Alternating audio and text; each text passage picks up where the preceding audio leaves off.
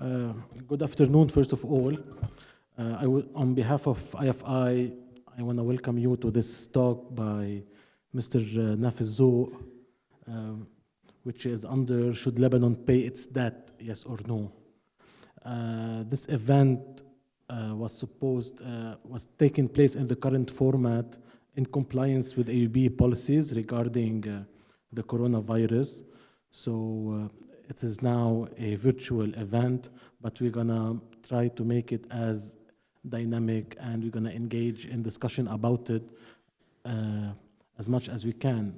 I think we all would like to benefit from this opportunity to have Nafiz with us today, because it is one of the topics that everyone has been talking about recently, which is whether to pay or not to pay.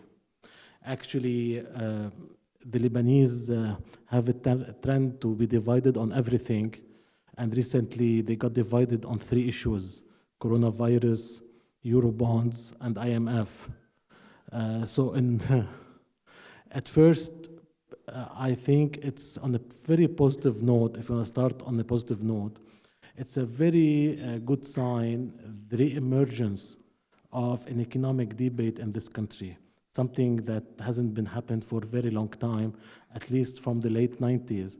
Actually, out of irony, the first serious economic talk started in the beginning about the construction of downtown Beirut. Then in the late 90s, it was about the same topic, with whether we should issue Eurobonds or stick to that in local currency. And many saw the parliamentary session where they were discussing the budget about the Eurobonds. So now, after 1997, which is when the issuing of Eurobonds started, today we are back divided about it, when Eurobonds became a recurring measure every year for the past years. This is the first, I think, positive note, is the emergence of this economic debate in the country. Hopefully we become divided on economic issues and theme, which is much more healthier than political and other issues. That's one. Second, this crisis introduced virtually a lot of people, most of you also are present here or they are live, to a very interesting group of young men and women who, if we didn't know before, a group that unfortunately many of them are residing abroad. Maybe we can talk about this in the end, about the human capital. Maybe this is the last thing left out of the Lebanese economic model, that were for the past weeks very active, explaining and discussing a lot of the things that many of us and in Lebanon are not aware of them, from budget deficit to structural deficits, to bonds, to reserves, to balance sheets of banks, even to currencies and serial number of currencies. And it has been fascinating to follow this group of people. And I think one of them is today present with us, Nafiz, and this is why I think it's also an opportunity to hear his thoughts and discuss with him a lot of ideas on the issue of Eurobonds, whether to pay, but also I encourage everyone that after Nafiz's discussion to think about the greater concept, which is, I would like to call it the political economy of debt, because this is, I think, should be the real roadmap for the future, which is what to do with the concept of political economy of debt rather than simply the financing of it.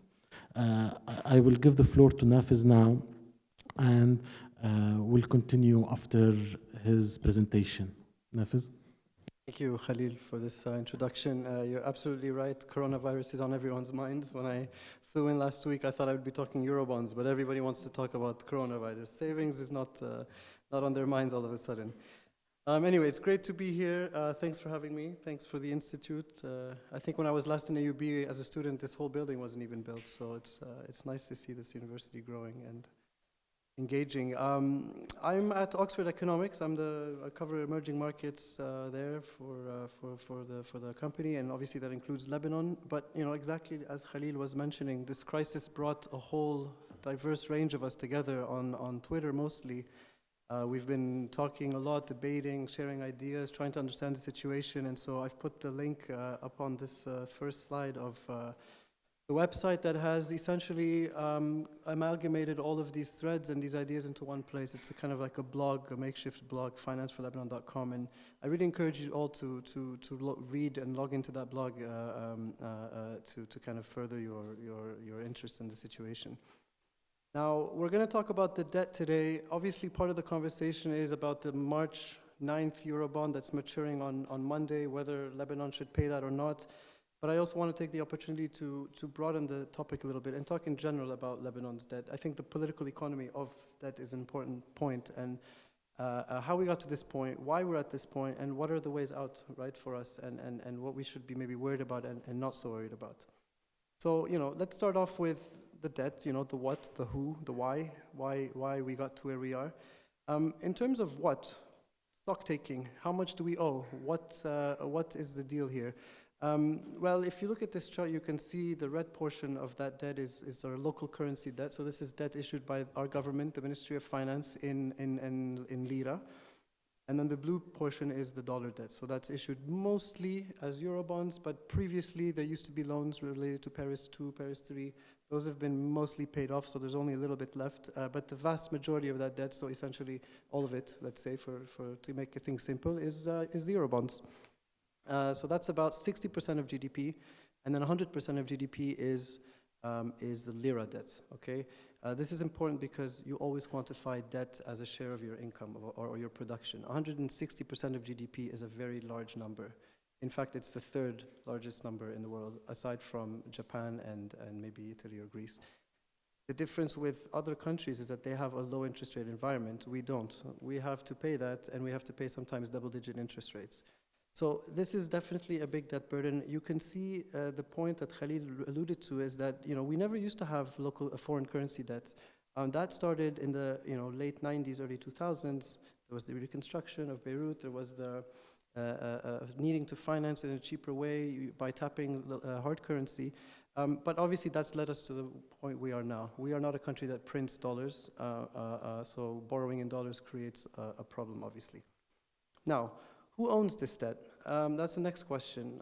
Most of it is owned locally. So our banks, our commercial banks, and our central bank, the Banque du Liban, own most of that debt. The dark bars are essentially the local currency portion of that debt, and then the FX is, I've shaded it slightly lighter.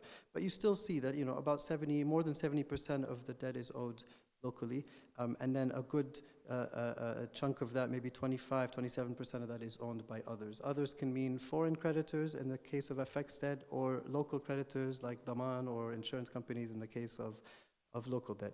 But this is what you need to first do. How much debt do we owe? Who do we owe it to? We owe it to ourselves, locally mostly, and to other people, especially on the Eurobond side. Now, why did we accumulate all this debt? Borrowing for emerging markets is a function of development. Countries that don't have their own natural resources typically have to borrow money to grow, to develop, to build, to create. And that's fine if the debt is used in that way. So if the debt goes to productive purposes, usually that means your economy can grow back and it can generate enough of its own resources to pay off the debt. That's especially important if you have FX debt as well, foreign currency debt as well, because you need to generate an FX stream to pay that off. In our case, there seems to have been a boom where that was happening. Nominal GDP was growing faster than the pace of the debt accumulation. But since around 2012 or so, that's not been the case. So the economy's been slowing, nominal GDP's been slowing, but the pace of debt accumulation has been growing, and that's essentially one of the key reasons we are where we are, because there's a point at which that debt stops being sustainable. And that's a big part of what we're going to talk about today, and a big part of what creditors are going to talk to us about when they negotiate with us, if we get to that point. So, can Lebanon repay all of this debt? Okay, that's the main question that we need to ask ourselves. Now, like I said, borrowing is not a big deal. Debt is part of financing an economy, but there comes a point where the capacity or the willingness to repay the debt comes into question. There are different ways to look at that, but in our case, I think we've reached the point where the capacity to repay has been threatened. There are a few things to look at. The first is, how much does it cost to service this debt? All right, does debt servicing costs, in our case, have eaten up our budget? Right, this is a chart showing you the breakdown of what we spend from the 2018 budget in terms of in a share of the total. And you can see clearly where the main problems are. The first problem is that we spend 35% of the budget paying wages and salaries. That year is especially important because that was the year the public salaries went up pre-election. So more than a third of your budget has gone to wages, and this includes pensions, another topic we can touch on later. Another third, more than a third, includes your debt service costs. So the government is spending a third of its budget on paying back this debt. That's a huge burden. That number there is half of your revenues. That's a lot of debt to be repaying back. And then you've got 10% of your revenues going around to the subsidy for electricity duty bonds, so that's another 9% there. Obviously, there is a draft budget which cuts some of that, but we still need to see how that'll plan out. And so if you factor in the other expenses, what you're left with is 5% capital expenditure. Capital expenditure is the way a government can use its financing to support the economy, to invest, to grow. And we're only devoting 5% of our budget to that. It's clear here what you need to be cutting or what you need to be thinking about reshaping to kind of make that debt a bit more easier to repay, right? The other problem for us, and if you think about the FX portion of our debt especially, is that we don't generate enough of our own FX, our own foreign currency, to pay back the foreign currency debt. Here I've just put the exports of goods and services against the imports of goods and services, because this is a good measure of what your trade balance or your goods and services balance. I've purposely left out other sources of FX like remittances, for instance, because remittances, first of all, they don't have a clear, in the literature at least, there's not a clear link between remittances and growth. So yes, we're a country that depends a lot on remittances, but it's not necessarily true that that's helped us grow. And I also wanted to just show where we have our own capacity to generate effects through what we produce and through what we export, whether it's tourism or goods. What you can see from that chart is that how much we make in effects from our exports is way below what we earn from our imports, way below what we earn from the exports. So essentially, you always have this consistent gap. You're not generating your own FX to repay your dollar debt, and obviously that creates a capacity to repay problem. Now, why is that the case? I think here we need to start talking a bit about monetary policy and the fact that our country has a fixed exchange rate. A fixed exchange rate, what it does is that it makes, over the years, holding a fixed exchange rate down essentially makes your currency overvalued. So what happens as a consequence is that in real terms, your currency is a bit too powerful or too strong for what your underlying economic fundamentals are. And that means that your imports are cheaper. In this country, it's cheaper to import than it is to produce and export. And that's essentially a very key reason why we've been running these current account deficits, this trade imbalance for so long. As you can see from this chart, in real terms, that appreciation of the lira has gone hand in hand with a widening of the current account deficit and a widening of the balance of payments.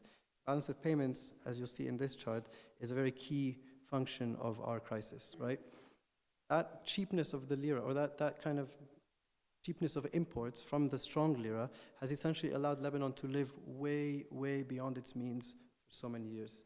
Okay, this is a chart that adds up the current account deficit, so the trade imbalance, plus the fiscal deficit, and you're running something like, over the years, about 20% of GDP on imbalances. This is a sign that you're an economy that's living way beyond its means, and a fixed exchange rate that's allowing you to do that.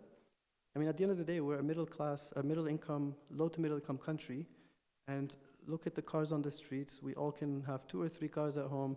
We can import foreign labor to help us out. We can purchase all sorts of consumer goods that other countries with our level of per capita could never afford. Okay, and this is a problem for why we got to this point and why that debt keeps generating without having the capacity to repay it. Okay, so how did we afford this all these years, right? We need to address this before we can address whether we should repay or not.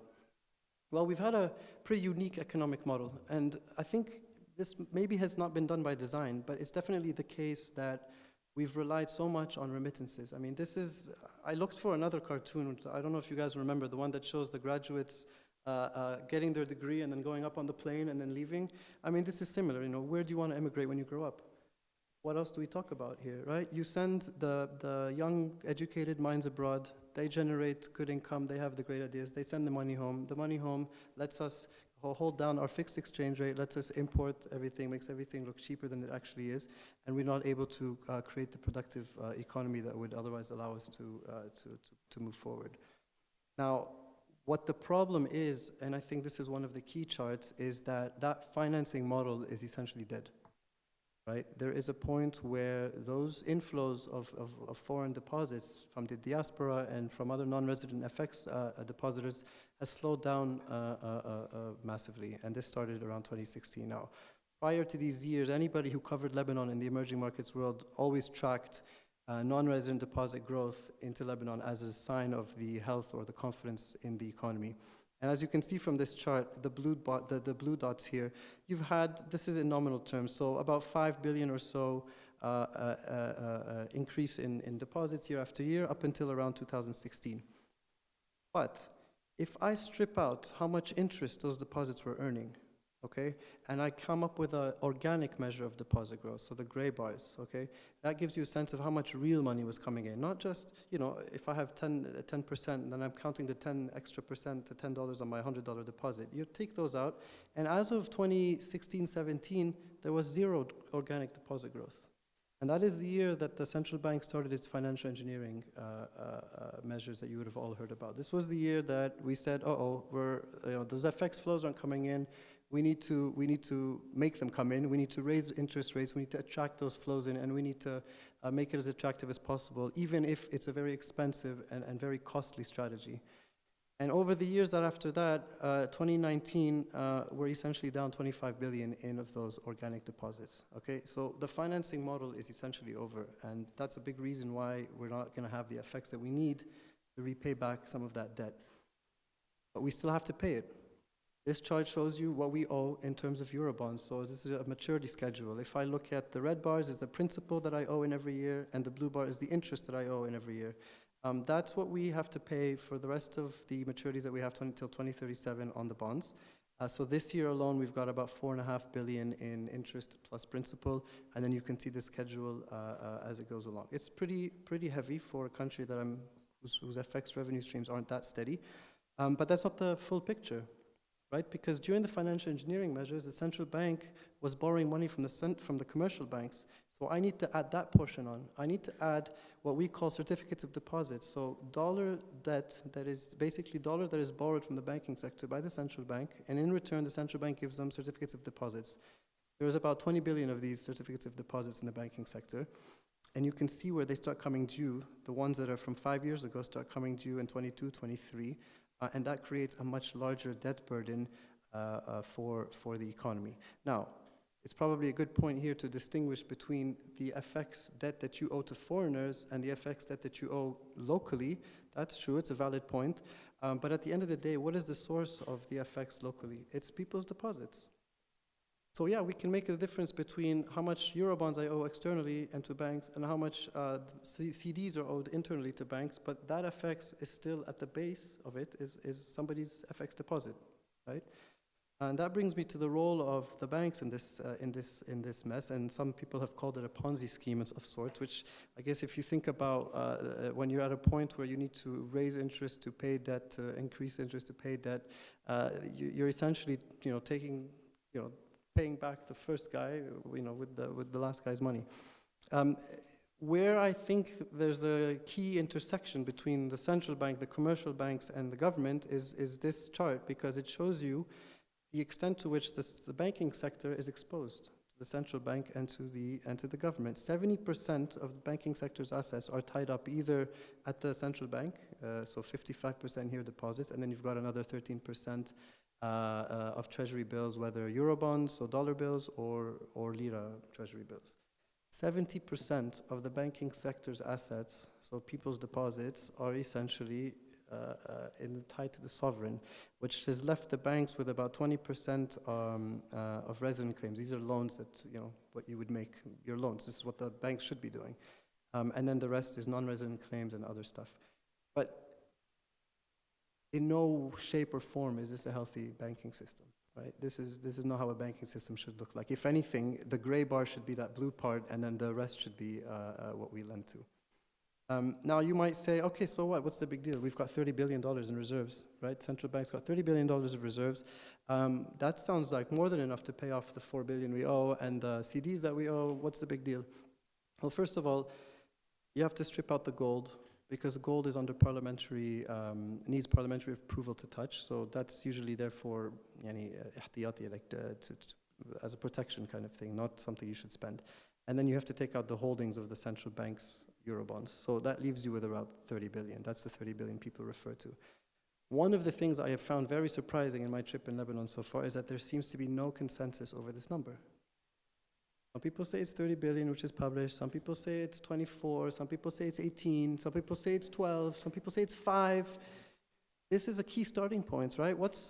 How much reserves does the central bank have? Okay, this chart is just showing you a bit of different ways of stripping out what we should consider essential reserves or usable reserves. I disagree with the concept of usable reserves because we're in a crisis and technically all reserves are usable.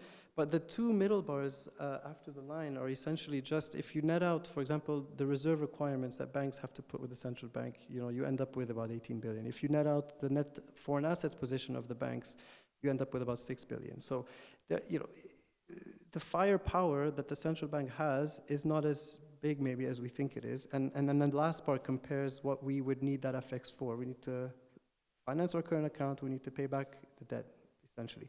And that number is me assuming that we have already a 30% compression in imports and that we have capital controls in place and so on and so forth. So, do we have the numbers? What can we use them for? But then the other problem is, if I used my limited reserves to pay debt, there is a tension between using them to pay debt, or using them to pay your essentials, using them to import, using them to plug your current account deficit, which is the chart behind me, using them to pay back the CDs. Now, if you, under various assumptions, right, this is kind of what the conversation of the next few months is going to be. What should we assume as an external? What does the country need in FX over the next few years? Some estimates, mine are around 7-8 billion a year. There are some higher, some lower, but you need about $6 or $7 or $8 billion a year to finance yourself. If I needed to plug that with reserves, I would run out of reserves by the end of next year. Okay. The other important point to keep in mind is that it shouldn't be the central bank's job to pay the Ministry of Finance's debt anyway. Those are supposed to be two separate entities, right? Central bank is supposed to run monetary policy. The Ministry of Finance is supposed to borrow and figure out how to repay. We're not supposed to be paying debt from reserves. So this is a key point. And in any case, if we did, we'd run out by the end of next year. So we reached to a few conclusions. One is that this debt burden has gone too much. It takes too much of our budget, it takes too much of our revenues, it takes too much of our expenditures, and it's coming out of reserves, which it shouldn't. In the process of financial engineering, of monetizing the deficit, and so on and so forth, the central banks become insolvent. This is a cost. This is going to be a cost of exiting the crisis. The central bank insolvency is a very important and very central part of this crisis.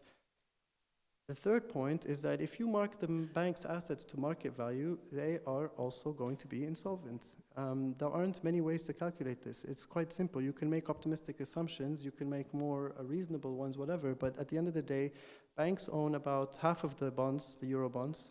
So if you marked those to 50%, you've lost 7 billion, and then they own about 20 billion of CDs. Mark those 50% as well, and then 17 billion is gone. Capital base is 22 billion. So if I add in non-performing loans, essentially the banking sector's capital is wiped out. And that's why you hear in the news about banks have to recapitalize or they need to increase shareholder by June and by December. And then the fourth key point is that given these insolvencies or given this, this hole in our finances, the deposits cannot be redeemed in their current form. And that's why we have the capital controls. And that's why the crisis is so deep that it might be the case that those capital controls will remain for quite a bit of time, quite a long time. Obviously, there's ways out, but this is kind of where we are. All right, so now what? Okay, I mean, what do we think about when we think about how do we get out of this? How do we think about whether we should pay the debt or not?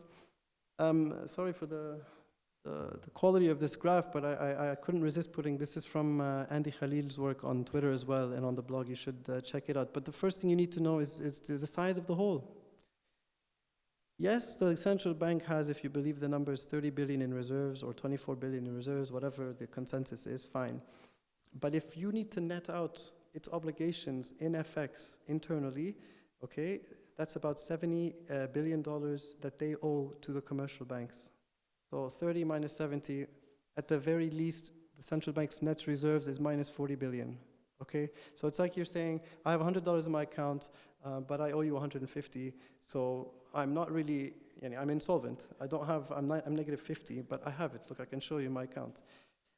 So that's the let's say the conservative estimate, because if you then assume that the capital base of the commercial banks, if you assume that, let's say 50% is in dollars, not all of it is in lira, then that number goes down to something like 55 billion. So that's one estimate of how big of a hole we're in. $50 billion red. This is what we need to think about when we think programs, debt, do we not pay, do we pay? We're $50 billion in the red, okay? Now, the second thing is, creditors know this.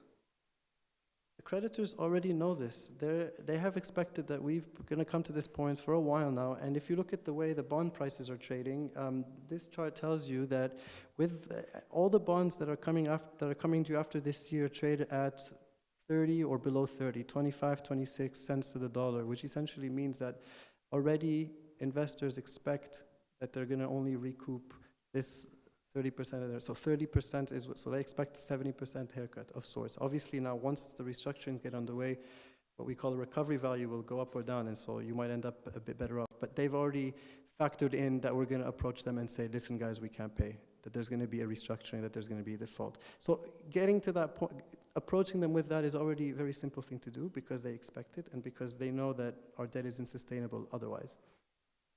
But the other thing, which I think is very important, is that, like I said in my first chart, we have a lot of local currency debt too.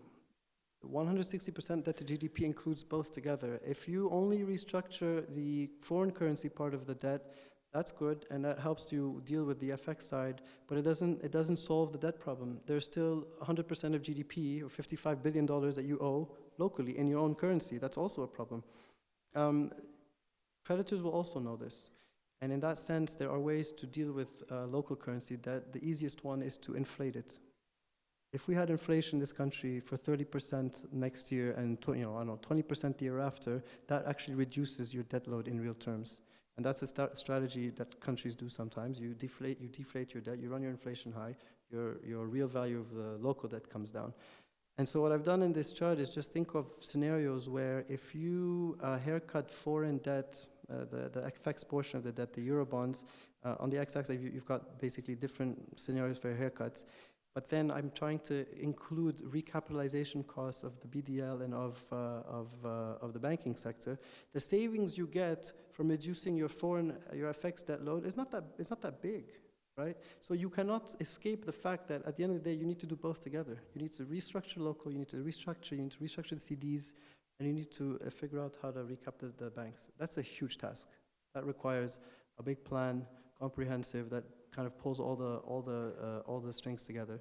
And then the third thing is, and this is what kind of the crux of the matter is, what about the depositors? What happens to them? I think one way to visualize what that means is, again, this is another chart from Andy. This guy is, central bank and finance, and essentially, he's really got his mind wrapped around this stuff. So I'd encourage you to check out his work there. But the yellow bars here are the net foreign assets of our consolidated between the banks and the central bank. And the blue bars are the FX resident deposits. That gap is what we owe depositors, okay? And that's why the conversation is, how do we distribute the losses equitably? Because there's no going around the fact that we're at least 50 billion in the red. And what that means is that the scenarios to make the depositors whole have to revolve around that central fact. How do you make it so that it's the least painful or the most equitable?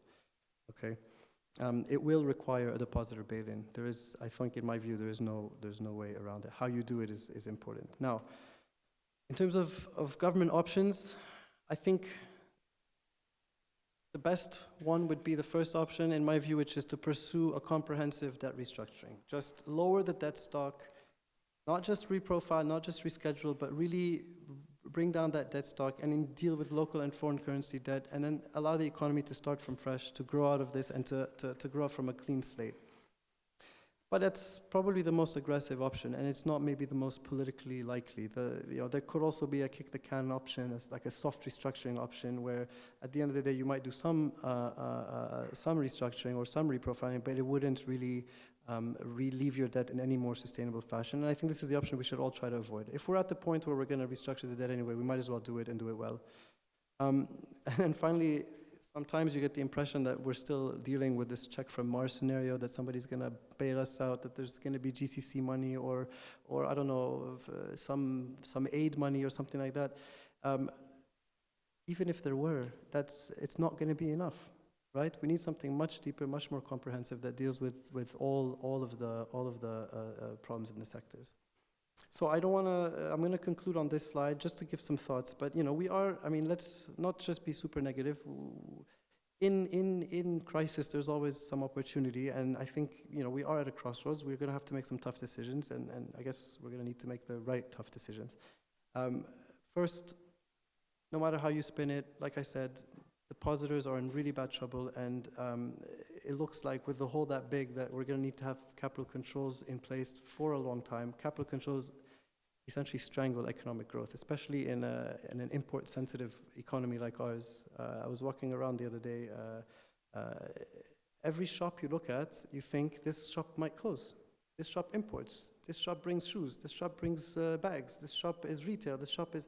It's going to be very hard to see how this gets sustained. So, we're in for some tough times in the short term, and the compression in imports that's necessary to rebalance when you've got no inflow of FX is going to be pretty sharp. But this is a chance to rebalance the economy. It's a chance to come to terms with the end of this traditional financing model, which has allowed this rentier state to develop, and to kind of think of new ways to grow the economy. And it's time to reform the exchange rate, to think of a new adjustment mechanism for the economy that isn't a fixed exchange rate that has proved expensive to maintain and costly for us in terms of current account imbalances. So let's use this to our favor and allow it to a bit take some of that pressure from the imbalance. Electricity sector reform, we saw how much of the budget electricity takes, and how there was a show on Albert on Monday about this. I think there's a lot of ideas spinning around. The banks in their current form will need to be restructured. The whole system, we're going to need to probably merge them, figure out which assets are good, which ones are bad, and allow the economy. We need the banks for the next phase, so we need to figure out how to keep the good parts and really restructure the rest. And at the end of the day, I think all of this is going to require some serious money externally. If there's any kind of gap that is still in my mind a bit missing, is where is this money going to come from? In my view, it's going to have to be an international effort. It's going to have to come from the fund probably, because that's where the reforms are going to be the best anchored. But we can obviously talk about this in the Q&A. So I'll leave it at that, and thanks for your attention.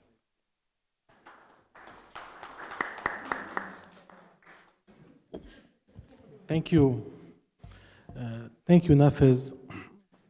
I would like just to remind whoever is watching on Facebook or on Twitter, I think it's the same, that they are invited, all the audience is invited to write any question they have or a comment on the accounts of IFI on Facebook and Twitter, and we will be more happy to bring these questions to Nafez and discuss any idea that comes with him.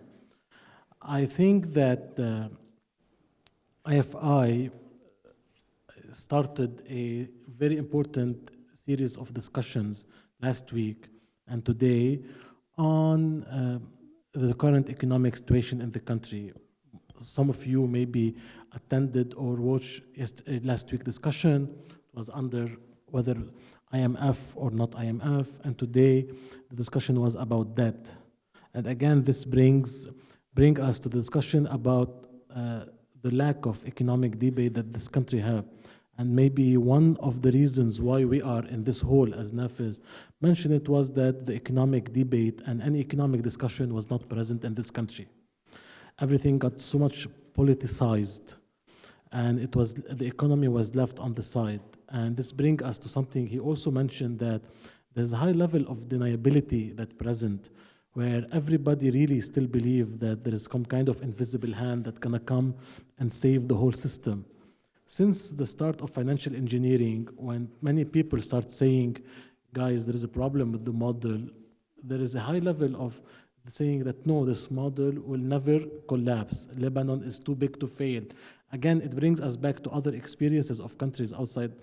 And now for us, it's too big to fail simply because it's in a strategic position. The Middle East is important.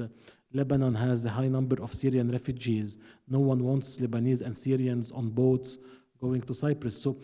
So many arguments were made over the past year, and efforts was made to explain why not to fail, instead of trying to find really solutions for the current economic problem.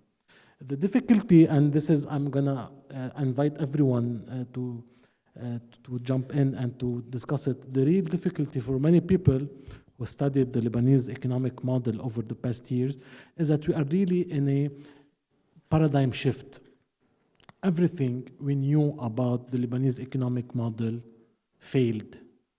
We were taught and heard a lot about the importance of the banking sector and the efficiency of the Lebanese banking sector. It turned out, and this presentation, maybe he didn't say it, Nafis, but we can conclude it easily, that the banks in Lebanon turned out to be a very standard intermediary between bringing people money and put it at the central bank and generate profits out of it.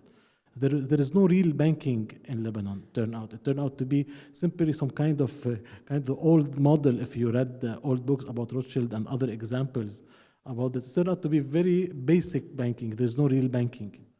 So again, all this romanticism about Lebanese banking and services and being the center of banking in the region, all of these discussions, we need to revise it at a point that there is no real banking. This is a very simple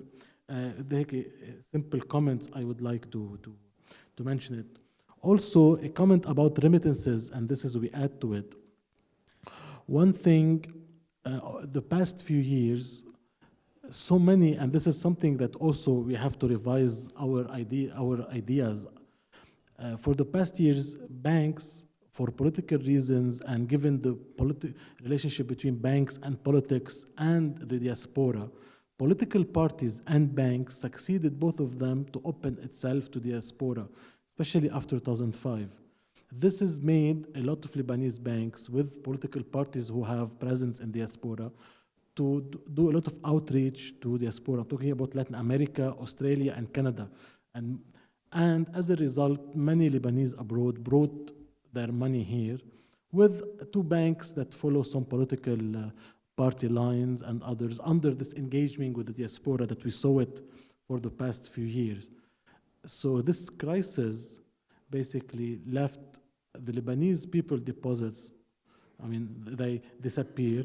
Also, any idea about engaging in the coming few years with the diaspora to help in some kind of investment inside the country or help in bringing no idea in terms of financial support also doesn't exist anymore.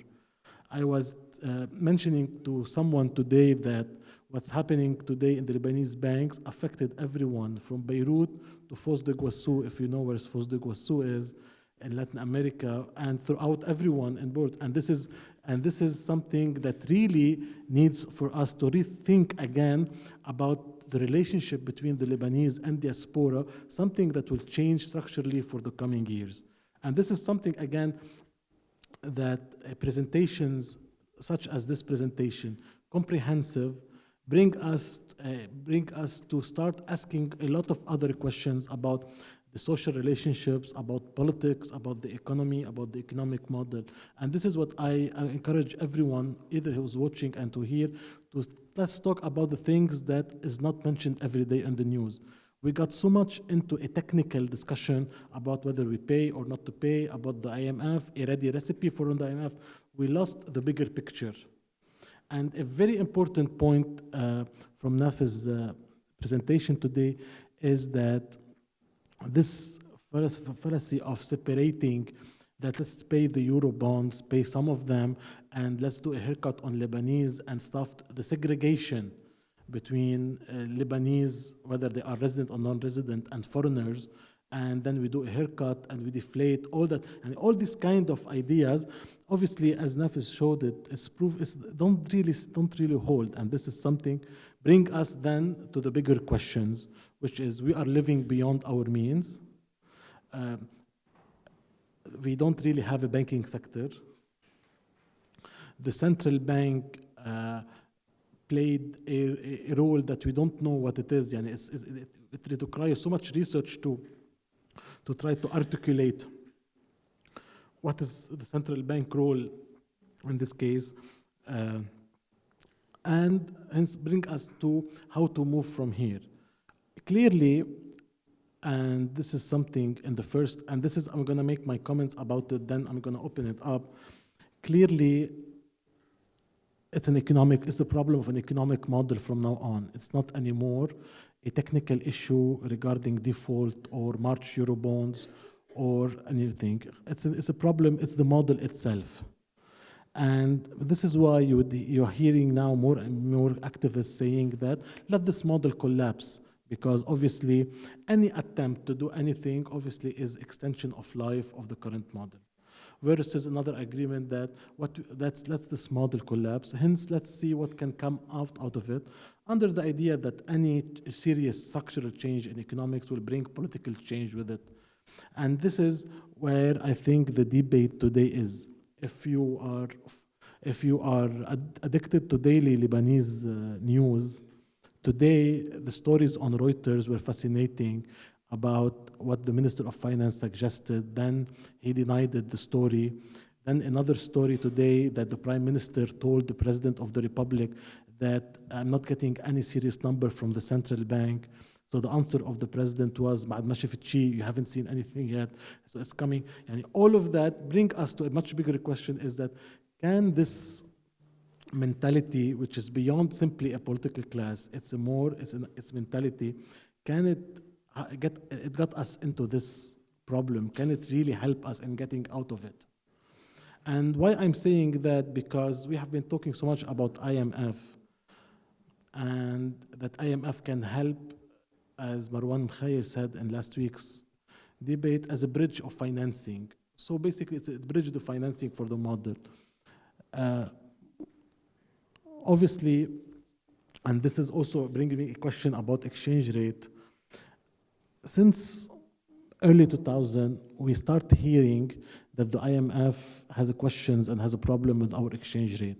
Since the preparation for Paris 2 meeting, if you remember, discussion was about the IMF and the exchange rate system, that this fixed exchange rate system requires a revision. Obviously, as Nafis pointed out, we got it's an overvalued exchange rate system that made our import look cheaper, and basically we got living beyond our means. And since the introduction of value-added tax in early 2000 until the increase in value-added tax a couple of years ago, the whole political discourse was very specific. It was, we need to apply some austerity measures because otherwise the IMF is coming. So we cannot claim today that Lebanon that we have been implementing political measures. We have a huge number of indirect taxes that we pay. Let's agree that we have been applying austerity measures. Why? Because we don't want the IMF to come, hence let's do our own austerity measures. It left these austerity measures, and I believe that the current political elite will be much more happy to work with the IMF as long as it's implementing austerity measures.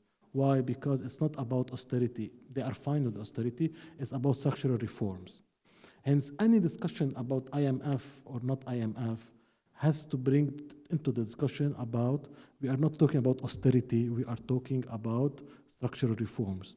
The IMF, if you saw, there was an article in Economics 2 weeks ago about the Arab region and the IMF programs, that all Arab countries are implementing austerity measures, but they are failing and not implementing structural reforms. So this is where the discussion should be about. It's not an issue of austerity, it's an issue of structural reforms. Second, something that Nafis mentioned, and it's sometimes we don't mention a lot, and it's very important to remember, is that we don't have in this country pro-poor policies. To worry about subsidies and other, we don't really have pro-poor policies.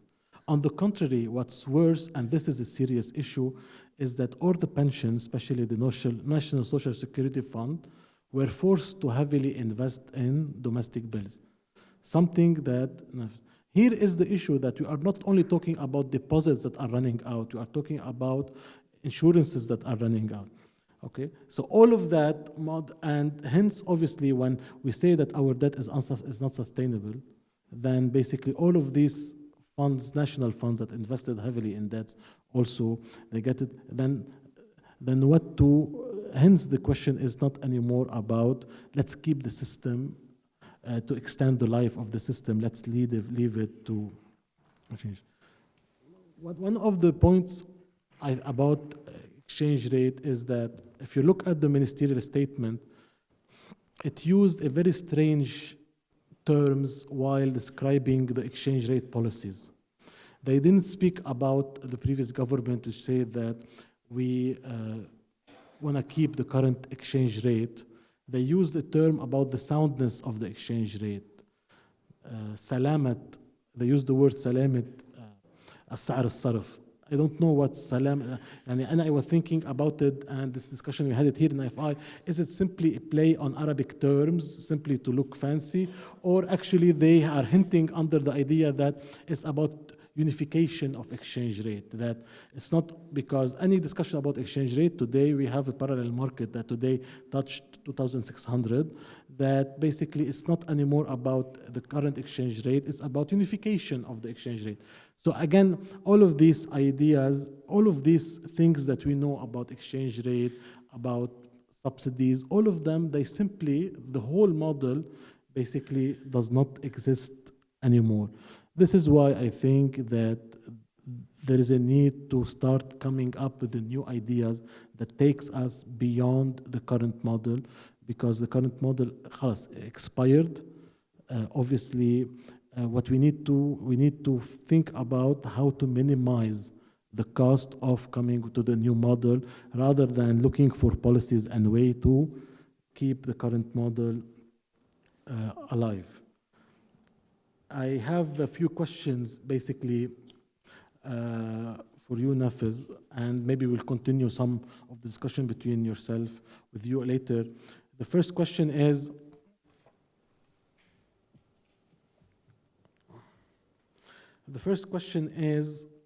it's about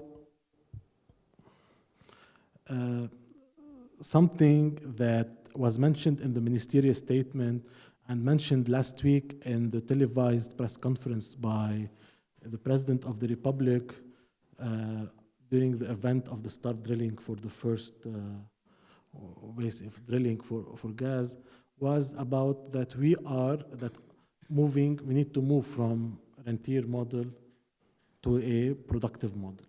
And actually in the ministerial statement, there is this mentioning that investing in oil and gas, it will help actually in moving from a rentier model to a productive, which is, again, I don't know, I personally, if you can help also explain the linkage between how can oil and gas sector help us, you know? So the first question is that we have been discussing a lot and we have been hearing about that we are a rentier model. And here by the word rentier means that we live from resources that are not productive. Remittances, other services, interest basically. And you know that it's a model that was used to explain the lack of political accountability in many countries about rentier, and was explained also to explain the concept of basically the Dutch disease before and other places. So here my first question is, one of the audience, and by the way, we have currently 88 viewers on Facebook and the number is increasing, so I encourage more and more exchange and to turn the discussion into more dynamics. See, there is economic interest in the country, which is good. So let's first start with this. It's Corona. It's Corona. So let's start with really this idea. I mean, everybody's using the same terms, right? من ريع لإنتاج. or from rents to production. Really, what does it take, or what are the basic stuff? What are the starting point for this? Okay, thank you, Khalil. I think this is a very important question. It's going to define exactly how the next few years are going to shape out. But just a few things. Oil and gas is not a panacea for this country. In fact, if we continue with the levels of lack of transparency, corruption, mismanagement of public funds, and so on and so forth, finding oil is the worst idea ever right now. Okay, we don't have a single mechanism to ensure that as of now, for instance, that the funds are properly spent, are properly sourced, are properly procured. And then you're going to tell me we've got $1.5 billion coming in a year into the treasury. I think it's a terrible idea. It happens often with emerging markets, Dutch disease, as you mentioned. It ends up being a curse than a resource. The second point, and we've done a lot of work on this again on Twitter. Mike Azar, who's in the room here, he's an oil and gas expert. But any model or any calculations of potential future revenues don't kick in until at least, let's say, end of the 20s. So 29, 28, that's the kind of range where we might start to see revenues from these massive investments in oil and gas coming into the treasury, okay? So let's try to move from the rentier state to a productive state without oil in the works, because if the oil does work out, it comes in 10 years, and if it doesn't, then at least we would have done the work anyway. Okay, there's not really much of a difference in rentier and just using oil money if it's not done well. So it's essentially the same thing. That's to answer that question. If I could just make a couple of comments on the stuff you said earlier. If by salamat exchange rate we mean unifying it to another level, I think this is like you were saying, it's not a great idea. This is a chance for us to allow the exchange rate to function as an exchange rate should. As a shock absorber, when you have an external imbalance, your exchange rate is what makes the imports seem a bit less cheap and your exports seem a bit more expensive. So the other way around, sorry. So it is a way for a small open economy to adjust to the dynamics of trade and to the dynamics of what happens around it. I think the central bank's strategy has somehow been, okay, I will supply dollars at 1,507 for basic goods, and I will let the market, but allow this adjustment to a more expensive rate for the non-essentials. At some point, we're going to need to move to some arrangement that's maybe a crawling peg or something that it can be managed within a pretty wide band at first, so that there is some confidence, because it's true, a fixed exchange rate does instill some kind of confidence in the economy. But we need to take into account our trading partners, who we trade with, how we peg it. It's a crawling peg with a basket, for instance, or something. So this is what I mean by exchange rate reform, which is a key part. My question to you on this, Kishu, just to maybe to get more ideas, in the presence of capital controls, any discussion about exchange rate gets downsides in terms of priorities, right? Because with capital control today, there is no anymore serious room for any kind of speculation on a currency, even if you let it float. So there is no way to put pressure on a currency with the lack of shortage of dollars today in the Lebanese economy, and with all these capital controls, there is no room for speculations. So isn't it an opportunity also to let the currency to float at this level? In a way, yes, but as soon as the capital controls are removed, then we will be into a floating world where the adjustment needs to happen anyway.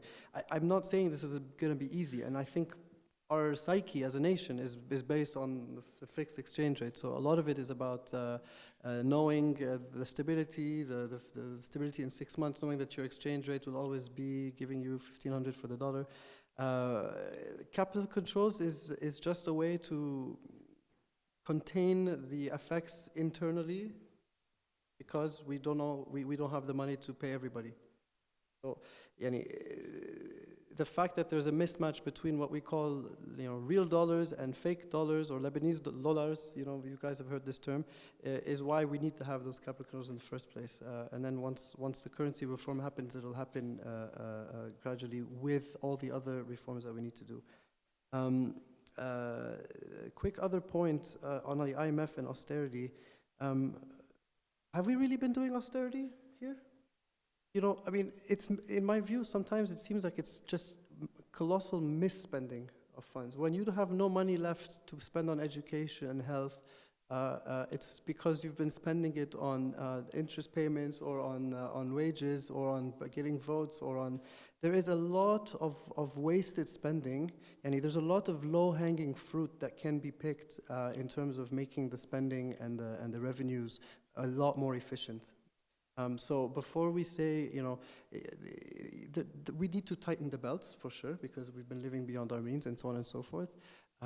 But before we get to the point where we're talking about hard austerity, there's a lot of low-hanging fruit we can pick. And if it's been a political choice or a social contract choice not to spend on education and health because we're busy spending on putting up wages before an election, that's easy money that could have been spent on education and health. So it's how we do the spending that matters, and how we make the revenues that we get more efficient, rather than first raising taxes, for instance. I think there's a lot of nuances in that debate, but that's a comment on. Before there is a series of questions about the March Eurobonds. I'm trying to leave them to the end because I want to make the discussion much broader than simply the March Eurobond. So let's talk economics. Let's talk about the economic model. Let's try to come up with interesting ideas, and then I'm gonna leave the last series of questions to a series of very technical discussions has to do with March Eurobonds. We're gonna give them to the end. It's not like I'm gonna ignore these type of questions. But this is the discussion here. Actually, there is talking about the nuance. I believe that there is two things that we think we have, and I think it's a misconception in Lebanon. First is we don't really have pro-poor policies in the country. Where countries that basically that got hit by IMF programs were the countries that have historical subsidies and public services and public hospitals. This is something in Lebanon, if you want to think about it in a practical sense, they exist on papers, they are part of the budget, but they are not service delivery. So basically at the same time, talking about social protection, as I said, all of these social protection safety nets, especially pensions, have been invested in Lebanese treasury bills, which makes quite a big question about whether there is IMF or not IMF, whether there are reforms or haircut. Do this money still exist? Anyway, so that's another set of questions. But I think that what I was trying to say earlier, that we have been introducing taxes over the past years. Why? Because the political discourse was that we have to tighten the belt, as Nafiz mentioned, by introducing, and the last thing was increasing value-added tax that happens 2 years ago. But at the same time, and this is where it comes to the real problem of the matter, it's not a technical discussion, it's becoming a political choice. It's an issue of political choice, and this is where the problem is becoming. The decision to increase salary scale, regardless, in a way where the numbers that were presented turn out to be much deflated than everybody thought, especially officially. This is bring us to another discussion, which is if you look at 2020 budget that was approved by Parliament, if you assume that you are defaulting and your debt service is zero, let's make it an assumption, right? Debt service to zero, you barely, according to the current numbers, record a primary surplus. If you want to look at the numbers without but again, all of this number the revenue number for the past year's budget has been inflated to a level that you don't think that they're gonna achieve this target of the revenue number, especially with the decrease in GDP and the contraction of the economy, which is again brings us another question. If we don't have a primary budget surplus, then there is another question of financing for 2020, basically. Hence becomes the question, if you comment on this, if we don't have a primary budget in 2020, we cannot anymore issue bonds, right? Or ask the demand to buy treasury bills, new treasury bills. Is there any way, other solutions other than simply printing money and inflating the economy? Yeah, well, I mean, we are in the middle of a crisis, so issuing bonds is Eh, out of the question, especially in foreign currency. We're at this point, we have no market access. Now, it's true that there are various components that go into debt sustainability. So to make your debt sustainable, you need to grow. You need to have growth. Growth helps you to lower your debt burden. You need to lower your interest rate, so effective interest rate, for example, on the debt that you own and what you pay on it. But the most important variable is the primary surplus. So you need to be able to, your revenues need to be more than your expenses minus what you pay in interest, okay? So assuming zero interest payments, a primary surplus helps you narrow your debt load more than any other variable does. don't achieve surplus then. If you don't achieve primary surplus, you're running a deficit. How do you finance a deficit? In this case, you're going to have to assume that our deficit is smaller because we're tightening the belts, and you're going to have to print money, issue local bonds, lira bonds, and somebody's going to have to subscribe to them. Central bank will. But even then, there is a limit to how much this can work, because essentially, if you're printing money and either money is being stored at home or it's being spent, you're either going to end up with inflation, which then makes the situation worse, and it lowers the value of what the government can spend in the first place. But I still think that there are one of the key entry points for the government has to be looking at where they can cut the wastage and make the revenue more efficient. Taxes, for instance. I mean, the VAT rate is 11% here. That is, by regional standards, is low. I'm not advocating that we should be raising it at all, but what I'm saying is the VAT makes a small percentage of your tax revenue in the first place. There's revenue coming from customs, there's revenue coming from trade, there's revenue. How do we know how much of that is actually reflected in accurately? And there's a lot of tightening that has to happen, but first improve your revenue collection before you raise taxes, before you make it harder for people to. So I think there's a lot of low-hanging fruit that needs to be tackled first, and then obviously running a primary surplus becomes a key point. But when you restructure the debt, the point is to do all these three things together. So I need to run a primary surplus, but I need to also lower my interest payments. I need to also lower my debt stock. And that can, those three things together can mean that I might end up having to run less of a primary surplus if I can get enough of a restructuring under the sleeve. So that's a key thing. I have a question, and here I encourage if anyone wants to take part of this discussion. It's about Syria, which is how will the crisis in Lebanon impact the economic crisis in Syria, about the interdependence that exists between Syria. Do you see that the current economic crisis in Syria, part of it has to do with the current crisis here in Lebanon? I can probably comment on the other way around. How much of the crisis in Lebanon, especially since 2011, has to do with the war in Syria? Because, as you know, our export industry was predominantly happening over land routes. So most of our exports were shipped through Syria to Turkey, Iraq, the Gulf, and that was always the cheapest way to do it. So when those borders closed down, a large part of our export industry was hurt, and then they had to find other routes to do it through sea shipping, which is more expensive and takes longer. Obviously, that means that if you add also the repercussions of security, we might have had less tourists and that kind of stuff. For the Syrian economy as a whole, I would expect that there's also a similar kind of reverse flow. So when Lebanon's doing well economically, a lot of that spills over into Syria, and then they're doing well, or they're doing okay economically too. And when we saw the lira collapse, we saw the Syrian lira collapse. So these things are obviously linked.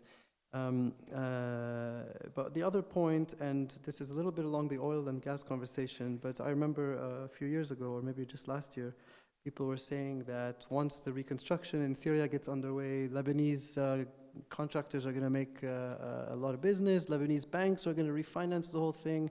All of the money to rebuild Syria is going to be channeled through Lebanon. We're going to build the railway. There was a lot of hopes pinned on this as well. And to the extent that a lot of this is determined by geopolitics and shifting alliances, it is again not one of those things that you want to be basing your economic recovery plan on. The way you don't want to be basing it on oil and gas, which may or may not materialize in the way you project it to at the current moment in time. So that's the most I can say. I think I don't know so much the Syrian economy. Anyone wants to comment on this, Radina, Nasser? On Syria? Sorry, use the mic. Anyway,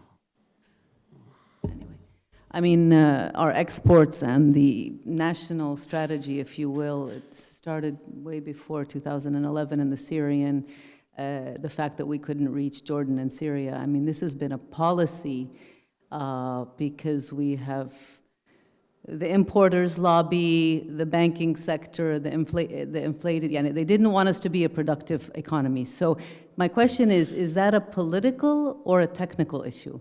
I mean, I think we all know how to build economy. I mean, we all know. I think the knowledge is there to build a productive economy, but this is a political decision. So what are we discussing here? I mean, we're discussing as far as that point in particular.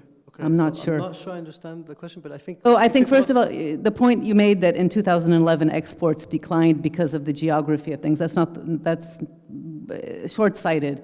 I mean, exports have declined for the last 30 years. Lebanon used to be one of the major exporters of apples and oranges. So, haydi wahdi. Yeah. The political decision, in my view, has been to keep the exchange rate fixed for all these years, because that gradually erodes. I mean, it doesn't happen overnight, but you've had a fixed exchange rate for 30 years. If you want to compare now to the 80s, Akid, after 25, 30 years of a fixed exchange rate, your export competitiveness gradually erodes.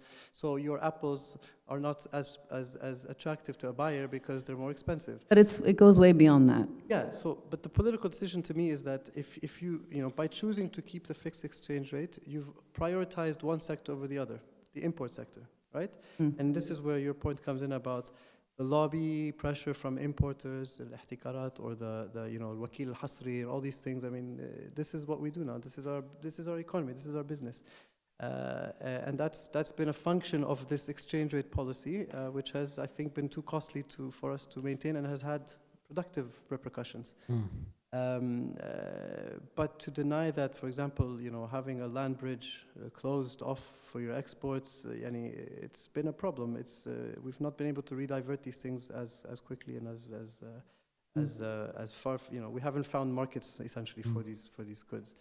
Again, there is a comment here. I'm sorry. It's the argument of exchange rate is a very valid argument, but there is two other things we need to remember that. In any country in the world, lobbying is a normal part of political activity, right? It's about the problem here is that importers can lobby, but what are the national priorities over the past year? This national priorities that does not exist. It's a normal lobbying, is normal aspects. Everybody lobby for their own interests, right? Lobbying is rents in the end of the day. But for someone who's a little bit personally involved in agriculture, we lost a lot of any added value in agriculture, not simply because of exchange rate, but because of environmental reasons, whether pollutions, the water problem in terms of Litani River in Bekaa, for example. We lost the real added value when it comes to agriculture sector. That's not only the reasons of being expensive. Then when we try to export them, one of the reasons that are not being exported, not simply anymore the price, it's anymore about the quality of the product itself.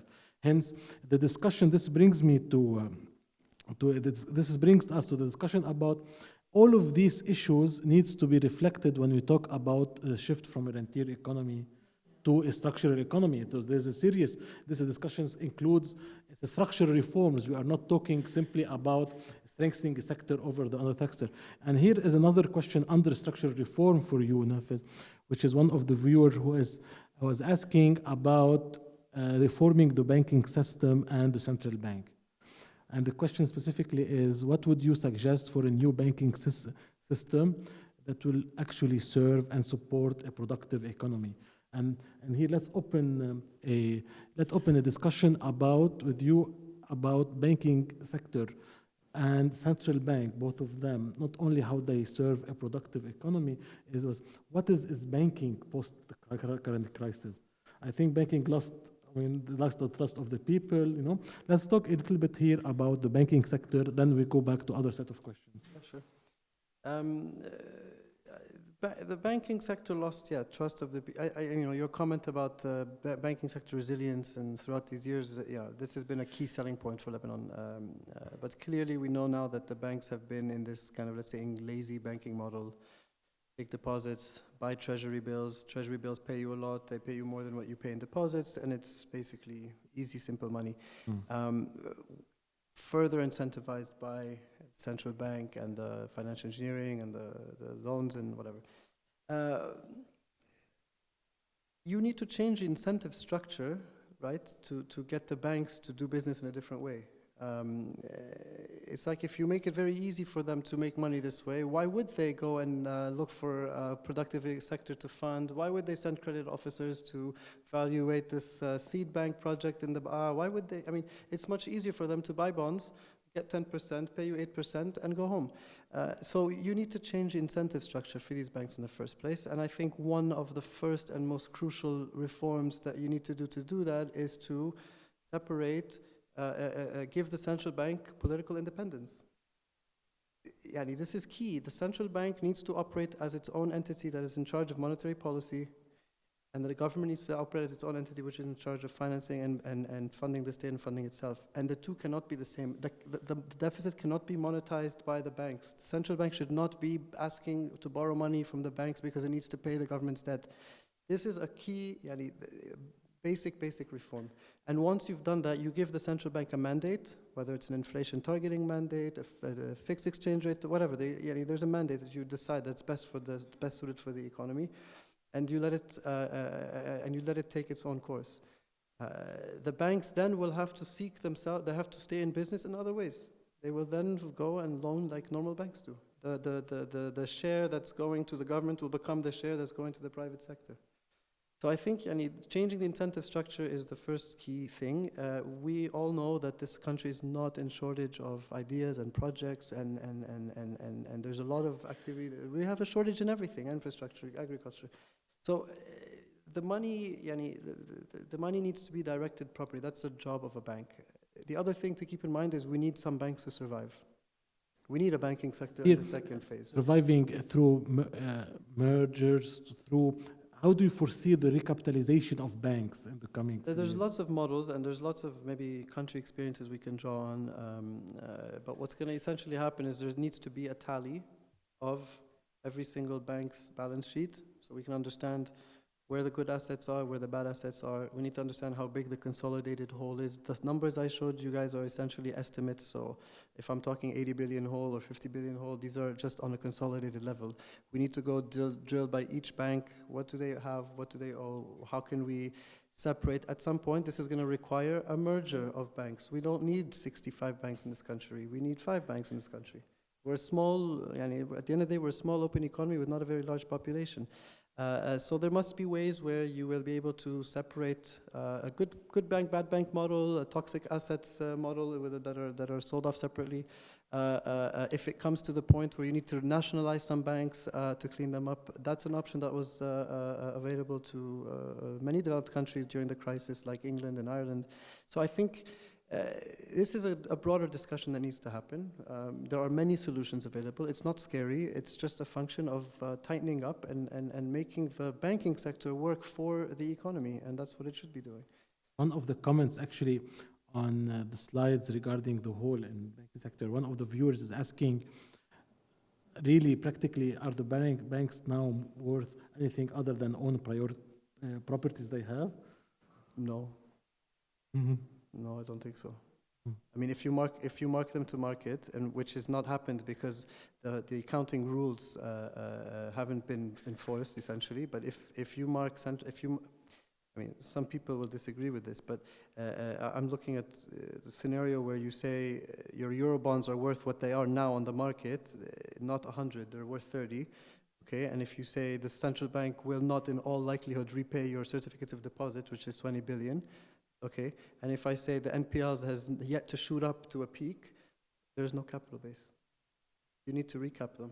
Properties, What are you left with? You're left with, real estate or the Properties. buildings. Yeah. buildings, Like, laptops and this, computers. what I'm saying is based on what we know now. But once we start doing the tally, we might find that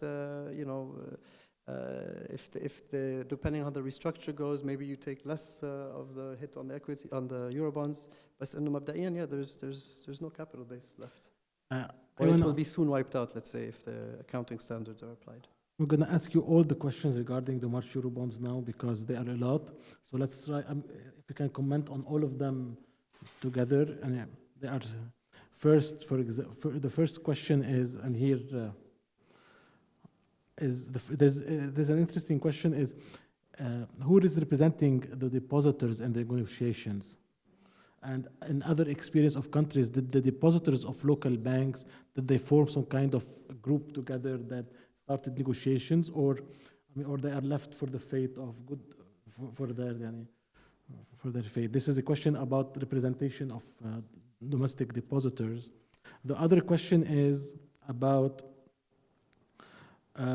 what are the legal, political, and economic consequences of not paying the March Eurobonds? Especially that everybody today in the country is asking the same question about the gold and about Middle East Airlines planes. And it's a good thing that the routing of Middle East Airlines is not that sophisticated, but this is a question.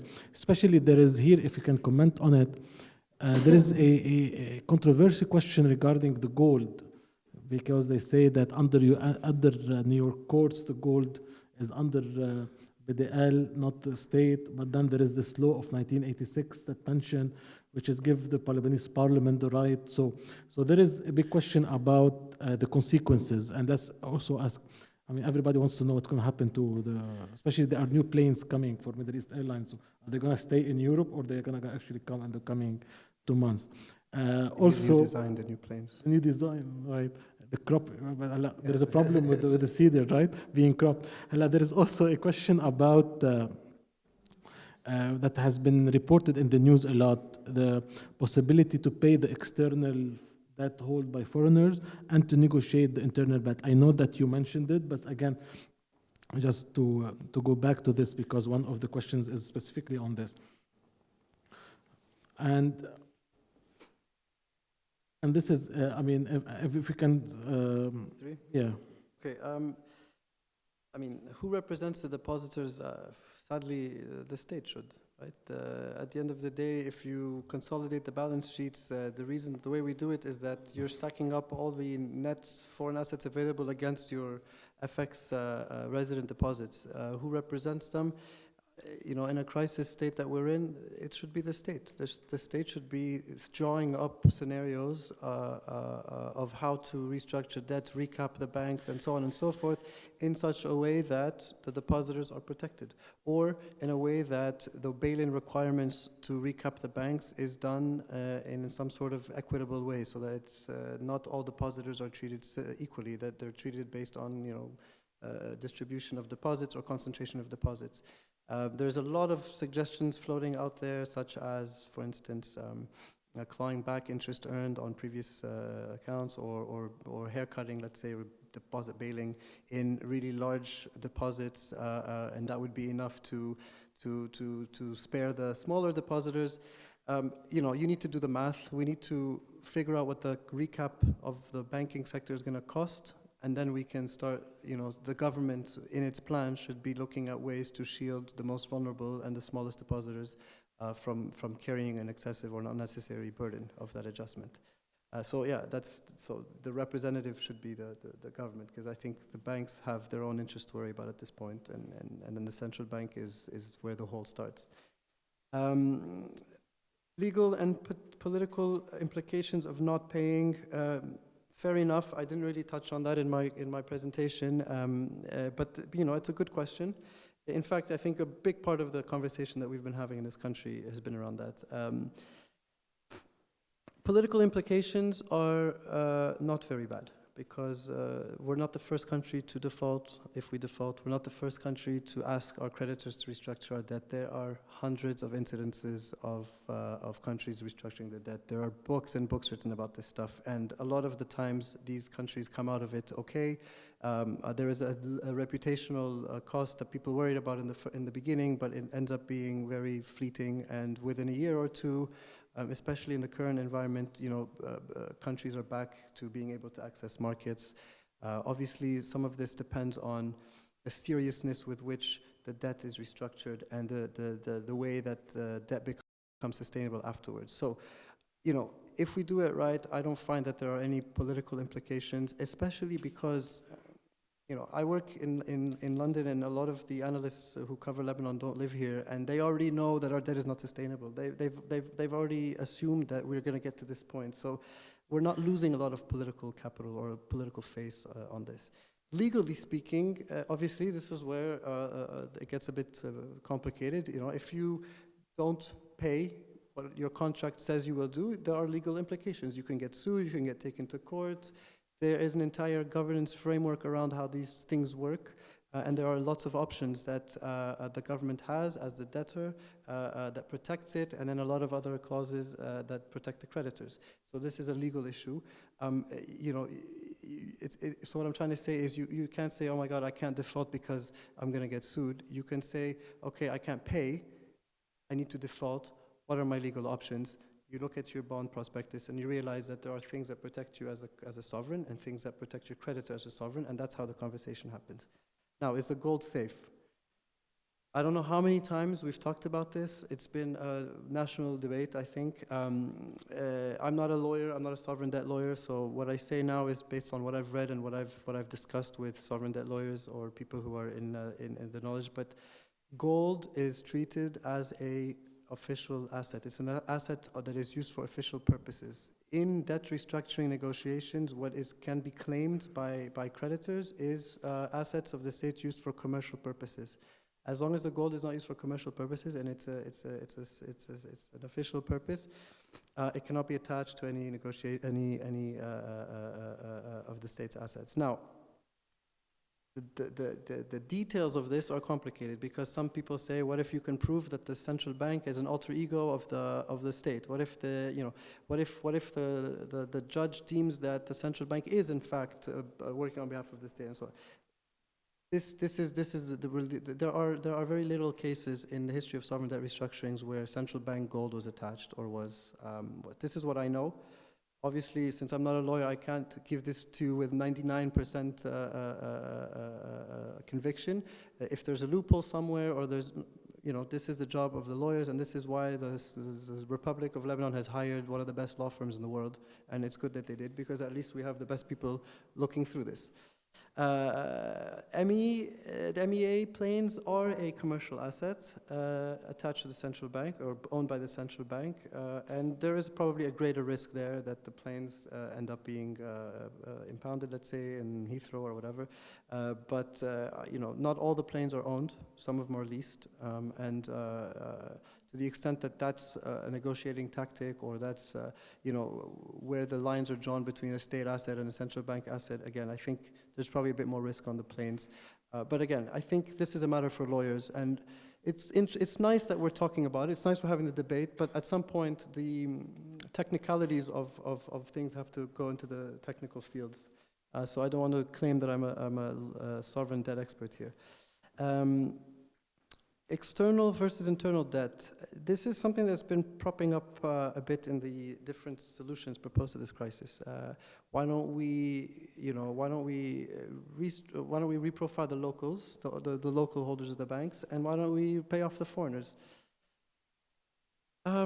This might have been a good idea in early January, but it's no longer, I think, a great idea because what happened was that we used to have situation where the 20s that we owe this year were majority, or not majority, the foreign ownership of those bonds was manageable, and the locals, the banks, still owned a large part of them.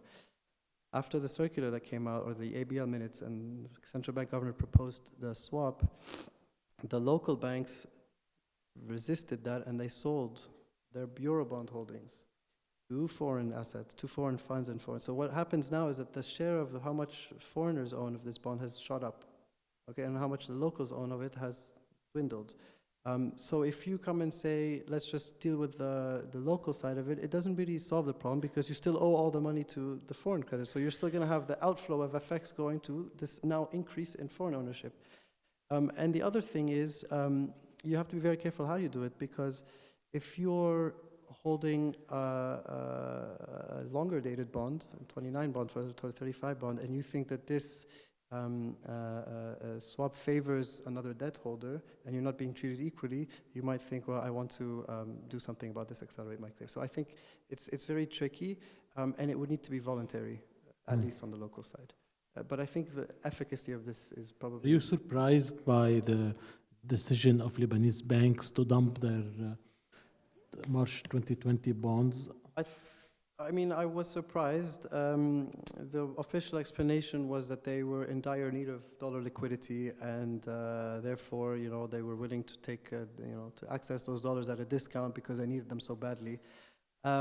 Fine, I can buy that argument, but in a crisis, we are supposed to be thinking collectively, and we're now in a situation where that action has made any restructuring much more complicated.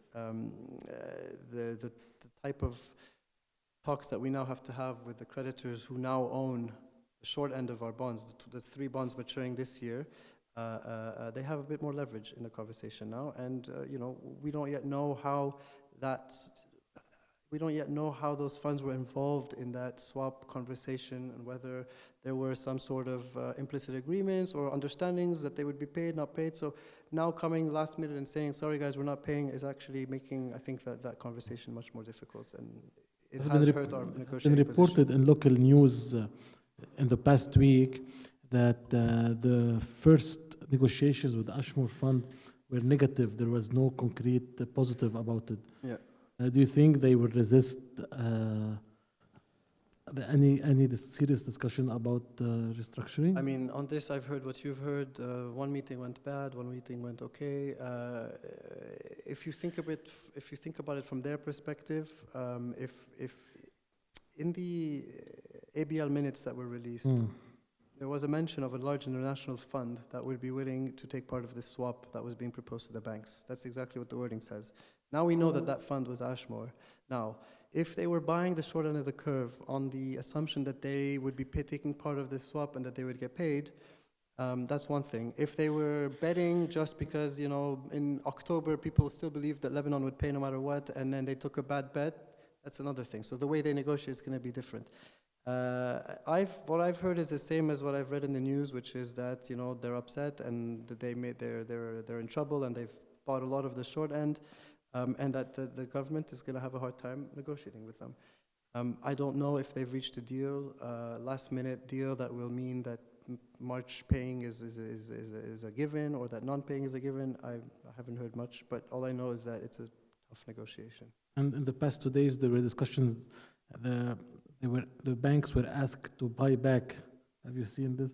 They have to buy back basically the bonds, so the percentage of the veto power will go back to local banks. But how does that work? I mean, you go to the people you sold the bonds to and say, sorry, I changed my mind, can I have my bond back? And I'll pay you a bit more for it. And once everybody gets wind that that's what you're doing, the prices go up. So I think... What does it show to you, all of these floating ideas? What it shows to me is that we haven't, we haven't made the decision yet. And maybe if we have, it's still being worked out in the details. And it's a very complicated thing that we're doing. So it's already not a shame. What's the word? It's already unfortunate that we're doing it under such time pressure, and that we only have a few weeks. Between the government being formed and the bond coming due, there was a month or something.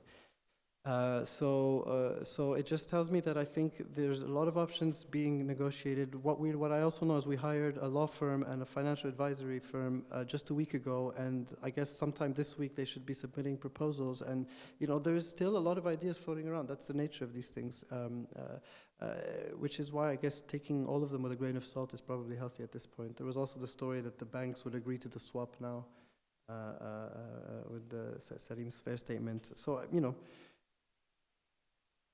we'll know when we know, essentially, and until then, it's just stuff in the news. If you were here, if you are to bet, what do you think they will? Prime Minister said his sources mentioned that he will announce the decision this weekend. Yeah, that's what I heard too. If we are to bet about it, Bet? قعدنا بدنا نعمل bet? what do you? How do you see this? What will be the decision? So my personal my personal view is I think avoiding paying the March bond is difficult. So I think they will pay it in some form. It could mean pay maybe pay parts of it or have it completely missing the March payment. In my view, if I was in the room, I think it's difficult. If they pay, it's going to come out of reserves, which is unfortunate, which is a terrible idea. Well, first you have to worry about the sustainability of reserves for the rest of it. So what the other option be is if you pay March, I think they would try to do it just to create goodwill with the creditors, and then immediately say we're talking about April and June, and the rest of it. Now, it doesn't mean that there could the way these things works is there's permutations, millions of permutations that this can play out, and they can pull a rabbit out of the hat last minute. If I were betting, I would say they'd find a way to pay March in some form and then create goodwill, because I think there's a lot of bad blood on March, and then work out what to do about April and June, but those wouldn't be paid. But that's a personal conviction. A lot of people disagree, agree. The news seems to go from, last week we were saying, they're going to pay March, and then this week we're saying they're not going to pay March, and who knows? But this would be my kind of personal bet. But the last question from our online viewers is that, which is, I think, is that the viewer is saying that this is a band-aid solution for the crisis, right? But for you, what is the ultimate long-term solution to the problem? If we can recap a little bit. I think this is, this slide I put up here, there's two things. We're at the point where we are now, okay? We've reached the point where we're talking about debt restructuring, which was a no-no, 6 months ago. When the finance minister last January first said the word restructuring, the markets went crazy. So we're talking about it. We know that we have a big hole. We know that reserves, are dwindling. We don't know if it's a real number. There's a lot of reasons why doing this now makes the most sense and not waiting a year, because in a year's time our negotiating position is way weaker and we've got almost nothing left. نكون وصلنا على the halfway. Now we're still a bit before it. So let's do it now. Let's do it for real. Let's do a full and comprehensive debt restructuring. Option one, lower the debt stock as a level of debt. You need to come out of this economy. It needs to grow. It needs to breathe a bit. It needs to get some air, and you need to lower the debt stock. I would be against options where, for example, you extend for a few years, or you reduce the coupon payments, or let's do it for real. Let's get the creditors on board. Let's come up with a plan. Let's restructure the local debt as well. Start fresh, start clean, take our chances. The band-aid solution would be the one that kicks the can down the road, that gives you, buys you a year or 2 years, and then in 24 months or in 36 months, we're calling the creditors again and saying, guys, sorry, actually we still can't pay, and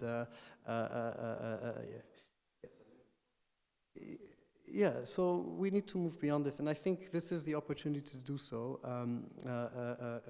Now, it's nice to say what needs to be done, and then the question is, what likelihood will any of this happen with? What likelihood will the proper reforms be taken? What likelihood will the IMF come and anchor our commitment to them? This is a political economy of the debt that you mentioned initially, and what we should all be aware of and trying to push, because left to our own devices, our track record is one of band-aids and kicking the can, and that's what we absolutely, at all costs, need to avoid. Personally, I think if you want to describe the political situation for the past years, Lebanese politicians, they got addicted to the politics of the edge. They always try to reach the edge, right? They allowed for discussions to form a government to last for 11 months without taking into consideration of time. I am personally skeptical whether they are time sensitive to today as they were in the past. And unfortunately, as Nafiz mentioned, we are always talking about the missed opportunities. If we lowered interest rates when capital flows and deposits were flowing to the Lebanon, maybe it would have been different. If we took a step back when the central bank started the financial engineering and we said, let's think about other ways without keeping the current system afloat. So it's all about missed opportunities. Hence, many are asking, is it going to be the same, or we need to be positive and say that the room of maneuver shrinked so much that they have to come up with a specific policy and plan, that they don't have the luxury anymore of time. I think if we are all betting on something, betting that there's no time anymore to postpone things, they just need to take actions. And this is maybe will be an opportunity if we look at it from an opportunity point of view. Just mention the devaluation, was the IMF one of the asks of the IMF? But the concern is it starts, it's unstoppable. So, I mean, we didn't really discuss about the did actually, because I asked about this in the lens of capital controls. This was my question to Nafiz. We don't need to discuss today devaluation by itself. You have to bring that for the coming 5 years. Maybe you can have capital control. After capital controls, if you can say some words on this, that it already described the issue of devaluation. After capital Control, then maybe, yeah. Capital controls in this current environment, minimum 5 years. It's But capital control lower the speculations, right? Yeah, it's a long time. Let's just keep in mind that the hole is so big that you're going to need to constrain that outflow as long as you can. 5 years is maybe even being generous. We'll see, but it's a long time. I don't know what the IMF will prescribe in terms of free float or something. I doubt it, but it might be that what's best suited for our economy is to allow for a crawling peg that is managed within a pretty wide band at first. So you allow for flexibility, but you don't allow it to hit extremes, because it's really the extremes that makes the decision making difficult, or moving away from a system where you're used to a fixed exchange rate to one where it's that needs reserves in the system. So you need to first rebuild the reserves. You need to stabilize the economy on the macro level. You need to fix the hole in the banks and central bank, and then we can talk about how we would have a crawling peg that is well managed and. The forced conversion, where they Oralito. currency at a certain level, and then they did this forced conversion by law. Yeah. This at some point was discussed in Lebanon, but I'm not sure. The governor, I mean, he denied this, but actually it's happening now at the official rate. So I don't know what's your take from other experiences. My take is that if nothing is done, this is where we're headed. Okay, it'll be a drip, where eventually your dollars are all into liras and they're at the unfavorable rates. And when Argentina did it, it was a really terrible thing for depositors because the FX savings were all blown. If we don't have a plan and we don't account for how we're going to plug this hole, that is the most likely scenario. And the forced conversion will happen by default, and we'll all end up with lira at a probably unfavorable rate. But as things stand now, once we start looking at how the banks are going to be restructured, we're going to look at how the recap's going to happen and in what depositors come first, how the bail-in happens, which concentration of deposits can bail in, shareholders come after. There needs to be an accounting rule, an accounting framework for this to happen. I think we could still get something tangible on the table because the capital controls essentially gives you that time to do that. And it doesn't have to be the case that everybody's money is wiped out. So we have other options, but let's not keep waiting until the only option left is everybody's lirified and we're done. I mean, we cannot keep on worried about devaluation with the parallel market rate at 2,600 again. This is the purchasing decrease in purchasing already happening. Whether we are mentioning it or not mentioning it, it's happening. So, That's already happened. although the decrease in imports is might be positive, but it's at the expense of decrease in purchasing power. There is a question that just came in. I know you mentioned it, but just for respect for the viewer, if we can say a few words about it. The question is, are there any low-hanging fruits that we should start with to help ease up the impact, especially on low-income citizens? This should be a priority. I think if the government doesn't have the means to do it itself, it should maybe seek external assistance to do it. But any crisis of this sort needs to have a program in place to shield the households that are most vulnerable and most exposed. Like you said, it's not just dollar. A lot of households don't have dollar savings, but they're still suffering from the fact that food prices are up 30%, that essential goods are up 25%. So I think other types of systems that have worked in the past have been sort of cash disbursement, something that they did in Egypt, for instance, or it needs to be funded. If we don't have the money to fund it, we should seek it. I think it should be something we do. Low-hanging fruit, I mentioned some of these before. On the revenue side of the fiscal accounts, there are many ways that you can make the revenue collection a bit more efficient, a lot more efficient. Before we even think about raising taxes, let's think about how do we ensure that the Marfa Beirut or the airport or the customs taxes that are coming through on the things we import are actually accounted for, that the receipt matches the value of the product, that we can, if it's taxed at 5%, the government's getting 5%, let's account for how much losses we're making by not doing this, right? And then we can see how much of that dent it helps. There are some other types of taxes you can raise on maybe real estate or incomes or something before you raise. Consumption tax is considered a flat tax on everybody. So usually you want to try to get that to the last stage, even though sometimes it brings in the most. But there are other things you can do on the revenue side before you get to that point. And then on the expenditure side, I mean, there are tons that you can do. First of all, the wages, and like I said, wages, pensions eat up too much of the, this is a fact of life, they eat up too much of the expenses. There needs to be redistribution. Some parts of society get everything, some parts get nothing. Wages always go up before an election year. There are jobs that are being done in public sector or wherever that people don't show up to work, get paid. We need to cut the wastage. There was an estimate of wastage, something like 9% of GDP. I don't remember who said this, and I don't remember the numbers exactly. But if that's true, that's how much we subsidize EDL per year.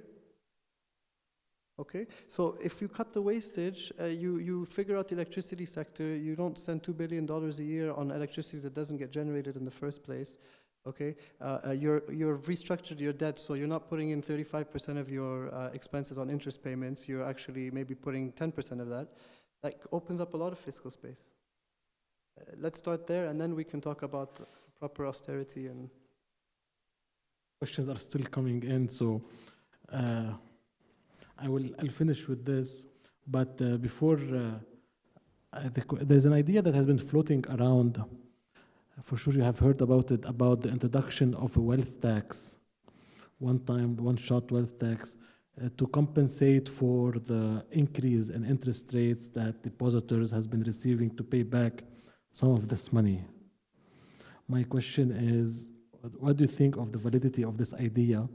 And can this be transferred to support the real side of the economy, or it's still just to do reconciliations of the balance sheets between banks and BDI? Yeah, the way I understood this proposal was that it would be a one-off. And if that's true, then it's essentially to help plug the hole, and it wouldn't generate, but I'm not quite sure how you would account for, how you would be able to claw back or do this one-off wealth tax, because you'd have to assume that all the interest that was ever earned on these accounts stayed in those accounts, and then you'd have to know, you'd have to be able to calculate for each and every, it'd have to be a very complicated, I think it's doable, but before I know how much it would generate as a one-off and whether it'd be worth it, you have to do the math first. Mm.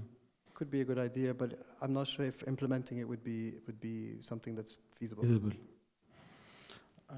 Any other question? Okay. Well, there is a question from one of the viewers that I think it's interesting to have your what you think about it. Is what's your advice to the protesters in the streets since October 17? What do you tell them? Where do they push? What should they prioritize? Do they keep this campaign of stop paying taxes? What do you think of that? And I mean, what's your message to the protesters? I think, look, without the protesters on the streets, we would have never been having this conversation.